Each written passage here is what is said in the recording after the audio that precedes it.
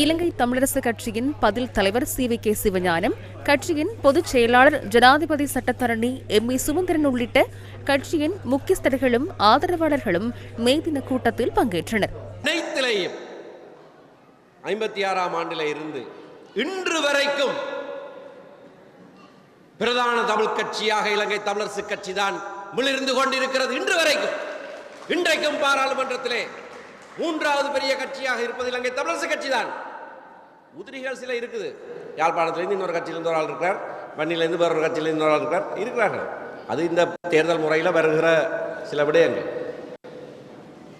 ஆனால் தமிழ் மக்களுடைய நம்பிக்கைக்கு பாத்திரமான, கொள்கைக்காக கட்சியை உடைத்து பிரித்து தனியாக சென்ற தந்தை செல்வாவை இன்று வரைக்கும் அவர் ஸ்தாபித்த கட்சி 75 வருடங்களுக்கு பிறகும் இலங்கை தமிழரசு கட்சி தான் தமிழ் மக்களுடைய நம்பிக்கையை பெற்ற பிரதான கட்சி.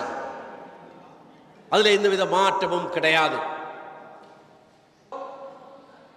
பொய்யான வாக்குறுதிகளை கொடுத்தீர்கள், அதை எதையும் செய்யவில்லை என்று குற்றம் சாட்டிக் கொண்டிருந்தோம். இப்பொழுது இருக்கிற நிலங்களையே நீங்கள் அபகரிக்கிற இந்த செயற்பாட்டை உடனடியாக நிறுத்த வேண்டும் என்று ஜனாதிபதிக்கு இந்த மே தின மேடையிலே இருந்து நான் அறைகூவல் விடுகிறேன்.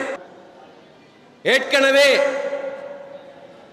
ராணுவ கையிருப்பிலே இருக்கிற எங்களுடைய மக்களுடைய காணிகள் முழுமையாக விடுவிக்கப்பட வேண்டும்.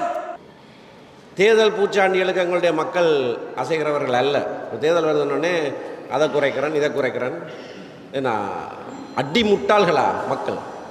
அன்றிலிருந்து இன்று வரைக்கும் தொழிலாளர் வர்க்கத்துக்காகவும் ஒடுக்கப்படுகிற சகல மக்களுக்காகவும் ஒரே கொள்கையோடு குரல் கொடுக்கிற ஒரு கட்சி இந்த நாட்டில் இருக்குமாக இருந்தால் இலங்கை தமிழரசு கட்சி மட்டும்தான்.